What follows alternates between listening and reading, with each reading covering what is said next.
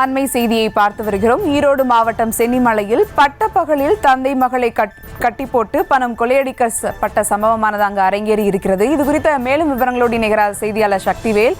வணக்கம் சக்திவேல், அங்கு என்ன நடந்தது, அது குறித்தான விவரங்கள்? வணக்கம் சுபா. சென்னிமலை அருகே தந்தை மற்றும் மகளை கட்டி போட்டு கத்தி முனையில் 5 லட்சம் ரூபாய் பணம் கொள்ளையடிக்கப்பட்ட பட்டப்பகலில் முகமூடி அணிந்து வந்த மர்மகோலா கைவரிசையான ஆகப்பட்டுள்ளது.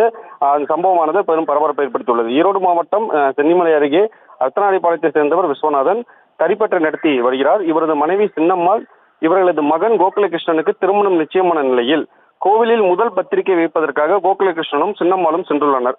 உடல்நலம் பாதித்த விஸ்வநாதன் மற்றும் மகள் ரம்யா இருவரும் வீட்டில் இருந்துள்ளனர். இந்நிலையில் முகமடி அணிந்து வந்த வீட்டிற்குள் புகுந்த 3 பேர் கத்தி முனையில் இருவரையும் மிரட்டி நாற்காலியில் அமர வைத்து கட்டி போட்டனர். பின்னர் கொலை செய்து விடுவதாக மிரட்டி சாவியை வாங்கி பீரோவை திறந்து அதிலிருந்து 5 லட்சம் ரூபாய் பணத்தை திருடி சென்றுள்ளனர். பின்னர் சிறிது நேரம் கழித்து எதர்ச்சியாக அக்கம் பக்கத்தினர் இருவரின் வீட்டில் பார்க்கும் பொழுது இருவரை கட்டி போட்டது தெரிய வந்தது. கட்டினை அவிழ்த்து விட்டு சென்னிமலை போலீசாருக்கு தகவல் கொடுக்கப்பட்டது. இது தொடர்பாக சென்னிமலை போலீசார் சம்பவ இடத்தில் விரைந்து வந்து இவரிடம் தீவிர விசாரணையில் ஈடுபட்டு வருகின்றனர். சுபா, விவரங்களுக்கு நன்றி சக்திவேல்.